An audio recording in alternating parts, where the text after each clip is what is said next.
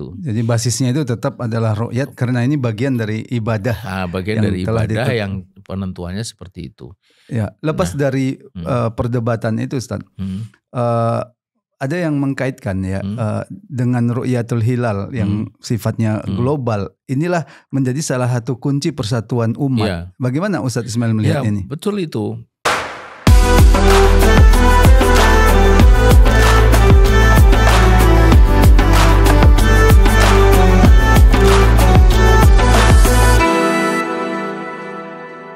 Bismillahirrahmanirrahim. Assalamualaikum warahmatullahi wabarakatuh.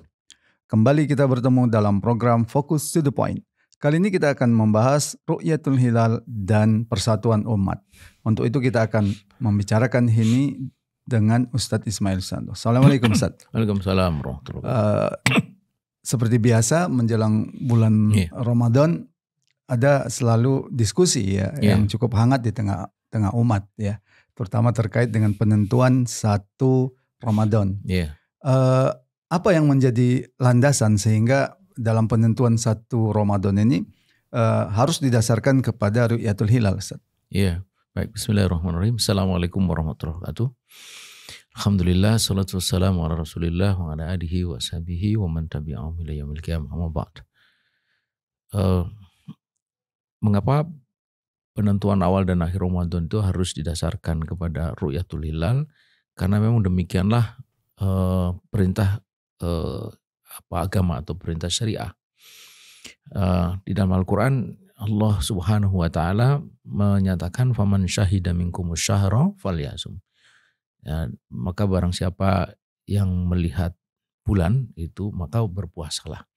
Dan itu ditegaskan dalam hadis sahih riwayat Bukhari Muslim, sumu li ru'yatihi wa aftiru li ru'yatihi. Berbukalah kamu dengan melihat bulan dan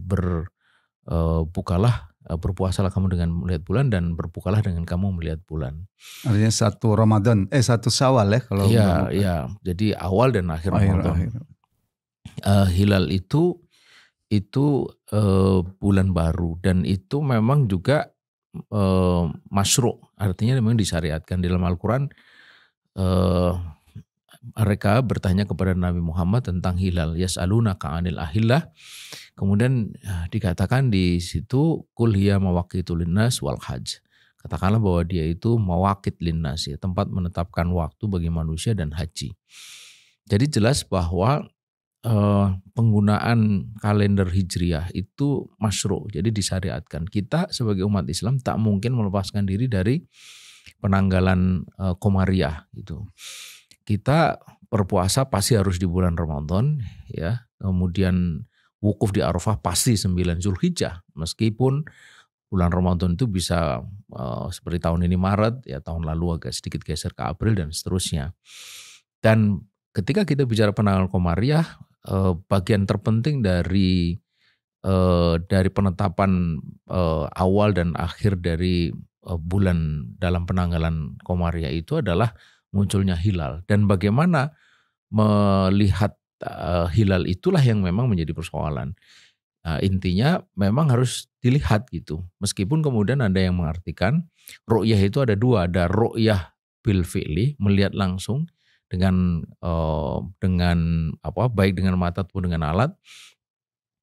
Dan yang kedua ru'yah bil fi'li, bil ilmi, ya, ru'yah dengan ilmu, dengan kata lain hisab itu. Tapi kalau secara bahasa kan, dan itu juga yang dipraktekkan Rasulullah, ru'yat itu kan memang dengan melihat. Iya, dengan melihat itu. Nah, jadi jelas bahwa ru'yah di dalam penetapan awal dan akhir Ramadan khususnya itu memang disyariatkan. Nah, ya, bagaimana dengan posisi ilmu hisab astronomis ya, yang sekarang ini semakin akurat gitu, sampai menentukan gerhana matahari itu sangat-sangat akurat gitu. Bagaimana Ustaz Ismail menyikapi ini? Iya, itu adalah bagian dari ilmu pengetahuan yang sesungguhnya juga dikembangkan oleh para ulama di masa lalu.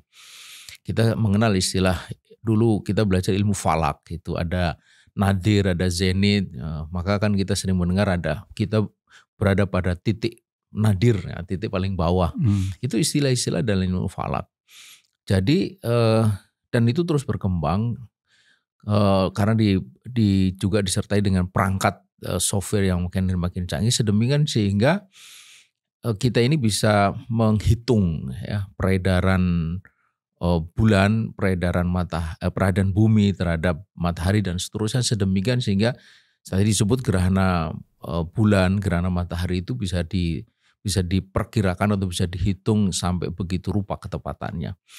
Itu bisa dijadikan sebagai alat bantu di dalam kita memperkirakan hilal di awal dan akhir Ramadan itu bahkan akan muncul atau akan terlihat di mana dan seterusnya.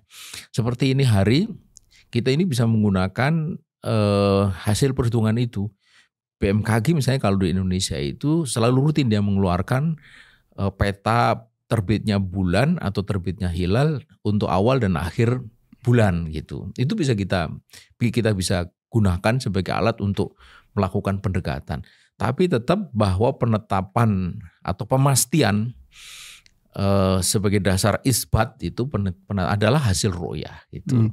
Karena juga mungkin persoalannya itu bukan semata-mata kapan munculnya hilal ya, tapi apakah bisa dilihat atau tidak, begitu kan? Ya, nah itu yang memang jadi krusial gitu. Bisa dilihat atau tidak itu kemudian kan seperti seolah-olah kayak seolah-olah ya. Seperti seolah-olah bertentangan dengan hasil perhitungan gitu. Misalnya hasil perhitungan itu mengatakan 4 derajat misalnya gitu. Tapi faktanya mungkin saja bisa tidak terlihat gitu. Kan bisa begitu. Jadi basisnya itu tetap adalah ru'yat karena ini bagian dari ibadah. Bagian dari ibadah yang penentuannya seperti itu. Ya, lepas dari perdebatan itu Ustaz.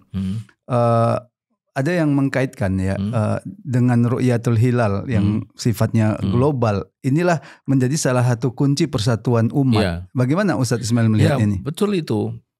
Nah ini yang memang kemudian menjadi soal berikutnya ya selain soal metode hisab atau ru'yat. Kalau dari apa yang sekian kali kita alami lalu di dalam berbagai diskusi pertemuan, kita bisa menarik kesimpulan bahwa persoalan itu sebenarnya bukan soal metodologi hisab atau ru'yat gitu. Karena keduanya itu bisa dipertemukan itu secara bagus karena keduanya sebenarnya kan tidak bertentangan. Hanya bahwa ru'yat itulah yang menjadi pegangan. Yang jadi soal itu sesungguhnya adalah bahwa mengapa nih kita ambil contoh negeri kita ya. Kita ini harus melihat sendiri hilal itu. Nah, gitu. Jadi hilal itu baru kita katakan muncul atau ada itu kalau kita lihat di ufuk di negeri kita gitu.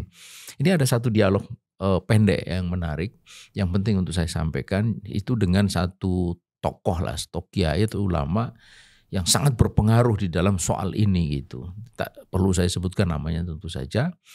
Waktu itu saya tanya begini.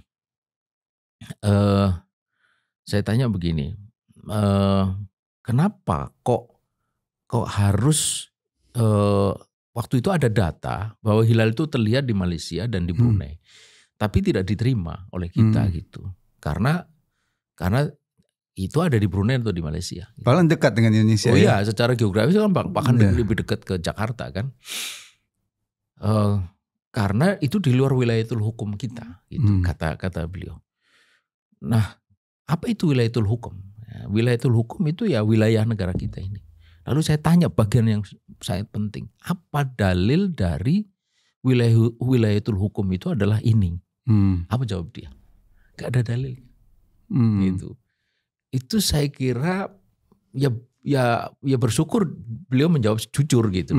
Tapi ini kan tidak banyak diketahui oleh umat bahwa wilayatul hukum kita itu dari Sabang sampai Merauke itu sebenarnya nggak ada dalil gitu. Bahwa kita itu harus melihat hilal di wilayah hukum kita gitu.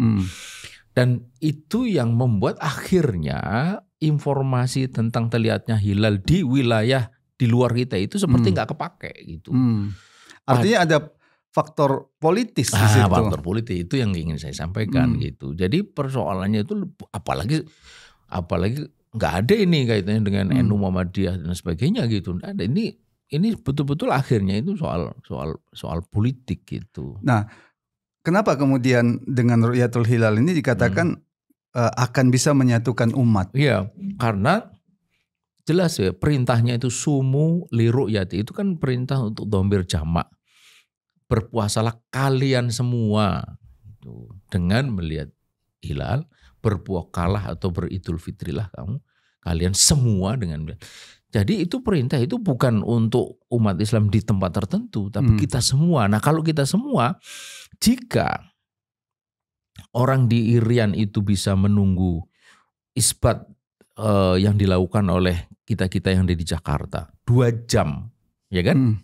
Kenapa kita tidak bisa menunggu untuk mendapatkan kabar dari, kalau kita tidak lihat, dari wilayah yang lebih parah daripada kita. Ya, misalnya India, Pakistan, kemudian wilayah-wilayah Jazirah Arab dan seterusnya gitu. Itu kita menunggu mungkin 3, 4, 5, 6 jam. Sampai menunggu 6 jam pun juga masih jam 12 malam kan gitu. Jadi masih bisa sebenarnya. Apalagi kalau kemudian dengan teknologi yang tadi disebut, itu kita bisa melakukan ru'yah secara live gitu, secara seperti langsung. Orang nonton bola siaran gitu. Langsung ya. Bisa ya? Bisa. Jadi kan itu bisa diikuti oleh seluruh umat Islam di berbagai wilayah gitu. Maka kesatuan yang tadi disinggung itu akan terwujud bahwa kita ini kita wong dalilnya satu, hilalnya juga satu. Enggak ada hilal Indonesia atau hilal Pakistan dan sebagainya gitu.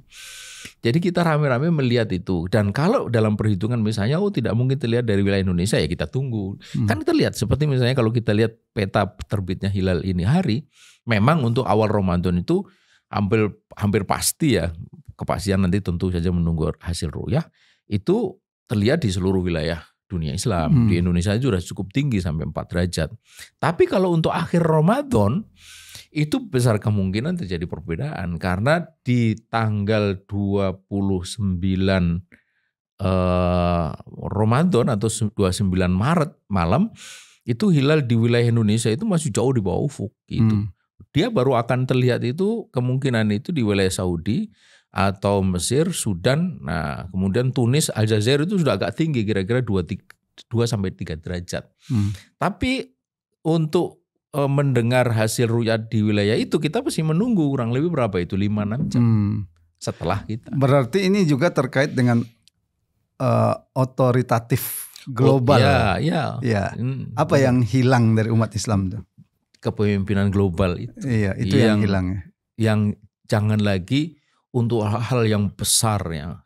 Sekedar menetapkan awal dan akhir Ramadan pun kita tidak kompak gitu. Padahal itu juga kunci menghadapi perbedaan tadi saja. Karena ada prinsip amrul imam yarfa'ul khilaf itu kan. Dan juga malulah kita itu.